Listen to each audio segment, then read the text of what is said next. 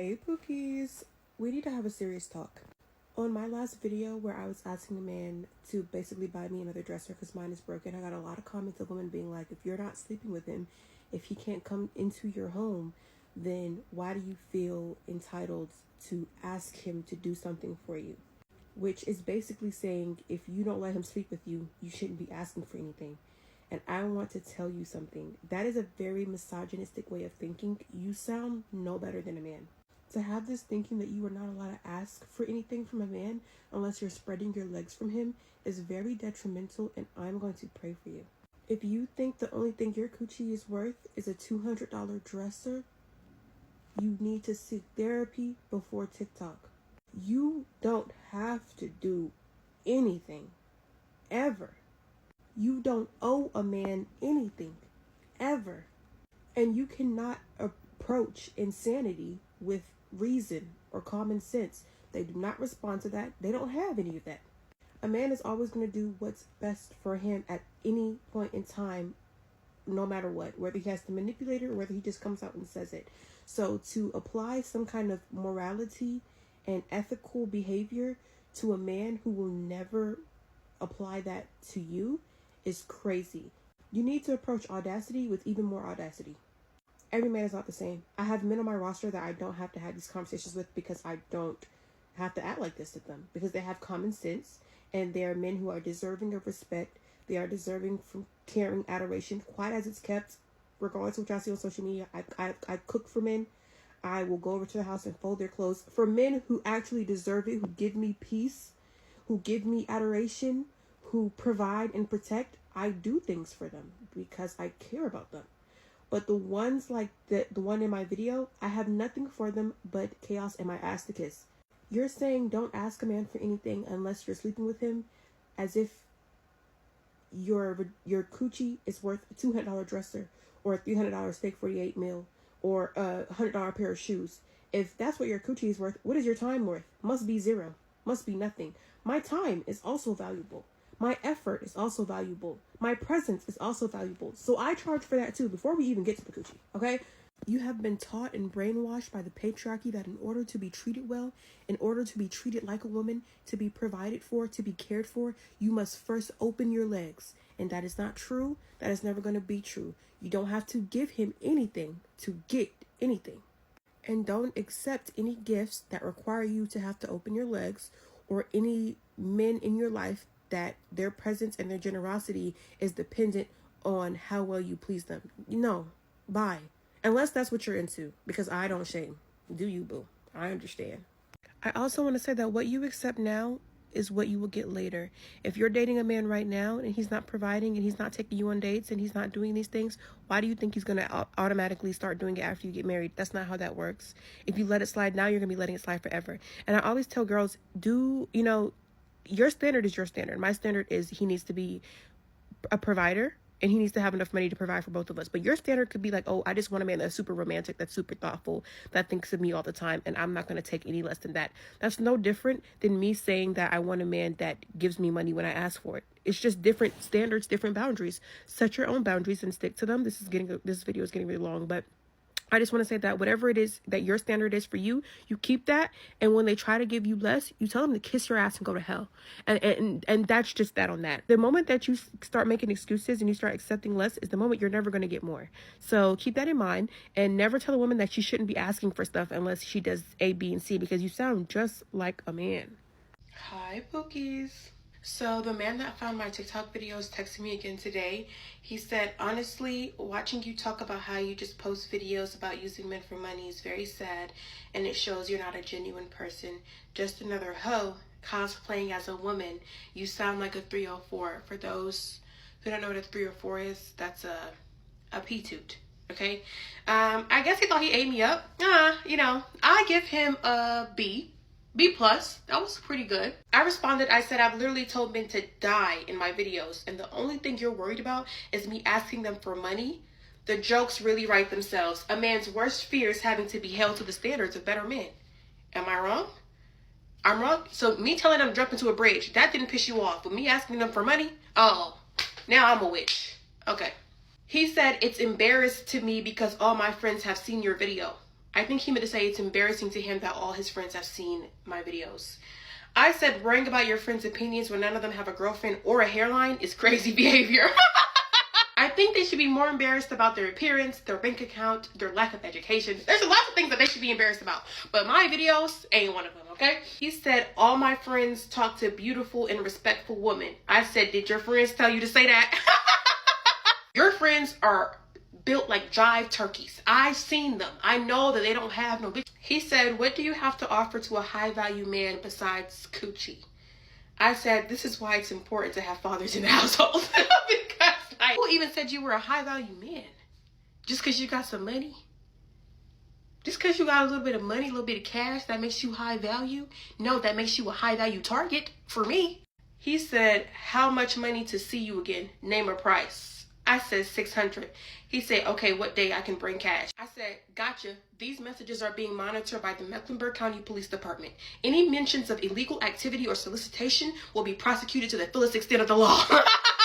He said, LMAO, you funny. I said, they're sending a unit over. Get out now. I just think this is getting escalated very worse. I do want to do a disclaimer though. I do have men that I actually like. Well, particularly one man. There's one man that I do like talking to. We hang out, we speak on a regular, we go out. That's low-key my man. I wanted to make that announcement, okay? I do have a man that I do like. For everybody's like, do you like any of them? Yes. But not the ones I tell you all about because there's nothing to tell. They just good men and we just hang out. I don't know. What else is there to say? Hi, Pookies. I'm going to start doing a weekly wrap of mean things I say to men. So let's get started. This man texted me and sent me a picture of himself. I said, what's this for? This man texted me and asked me for my shoe sizes and asked what brands I like to shop at. I said, money first, questions later. Because when a man starts off, y'all just start talking, he starts saying, what's your shoe size? Where can I buy you clothes? They're lying. Okay, what man do you know want to go shopping for you? Every time they say that, they never get it. If a man wants you to get some stuff, he'll send you the money for it. He's not going to be scrolling on Fashion Nova for you, girl. The fuck? This man said, let me cook for you. I said, great. I'll have a filet mignon, cooked medium well, a sweet potato with brown sugar, cinnamon, and butter, and braised Brussels sprouts with honey and bacon. He said, LOL, I can't make all that. I said, perfect. Steak 48 then. Because baby, you thought I was coming to your house.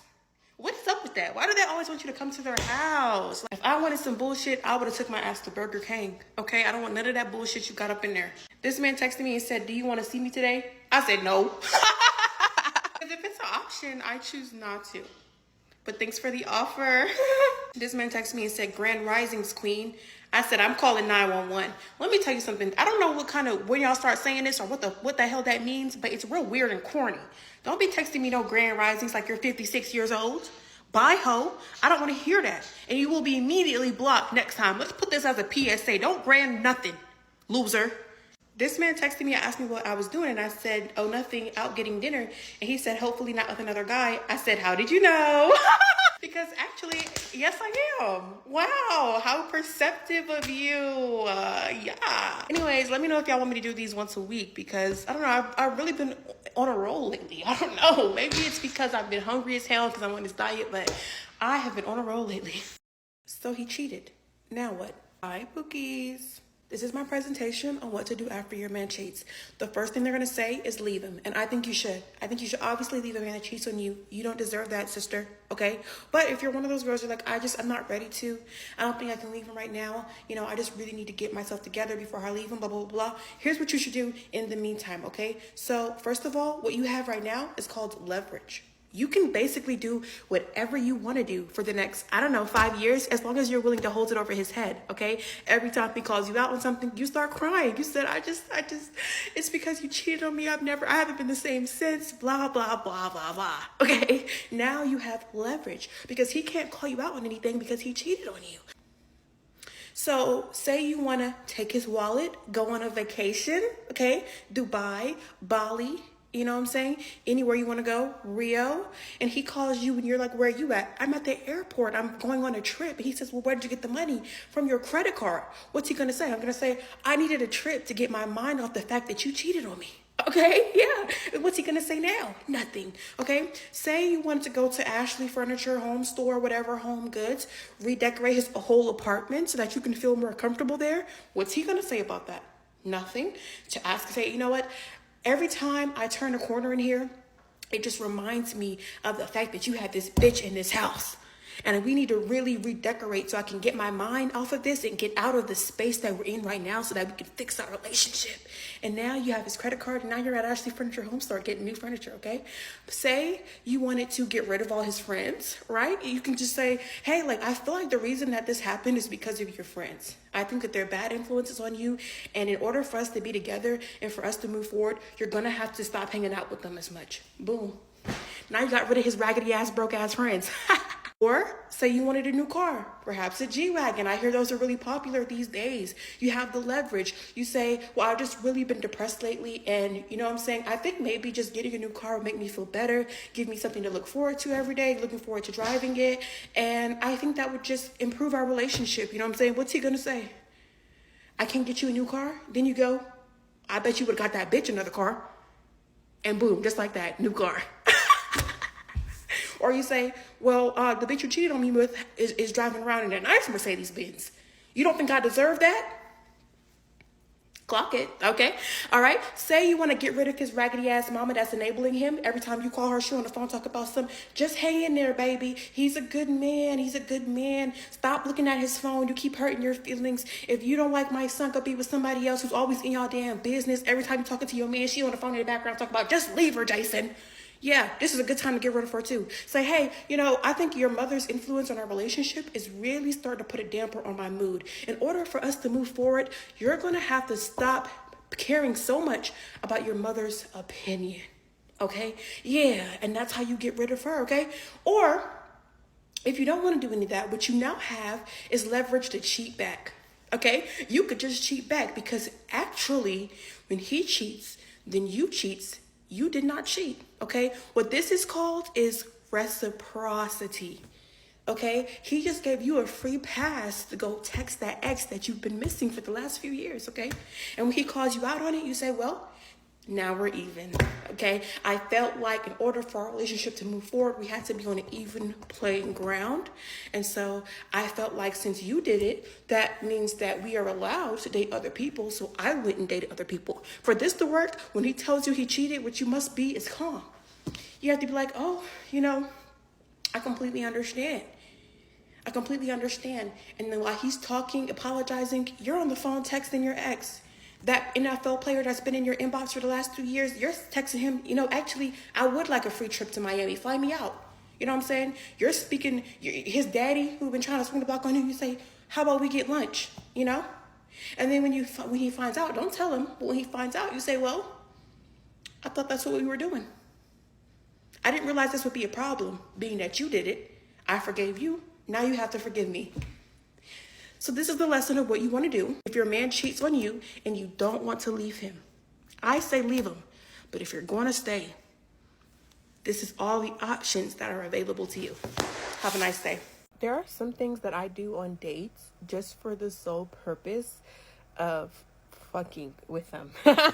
So when the waiter brings our food out, right, I will wait until he starts eating. He has a mouthful of Viva chicken, and then that's when I start my prayer. He'd be like mid bite trying to talk to me. How does your food taste? And that's when I just drop down and start praying, because now you feel stupid. Now you feel awkward, because now you're like, damn, like, I didn't know she was going to pray. I already started eating. She's going to think that I'm not a Christian. And I'm like, yeah, I do that on purpose, because I just like fucking with people. You know what I'm saying? Like, or like when a man is trying to tell me a story or reminisce on something that we've already done, and I know we already have done, I pretend like I don't know what he's talking about. So he was like, you remember when we went on that date to the movie theaters and we went to go see Sinners? I'm like, no, that wasn't me.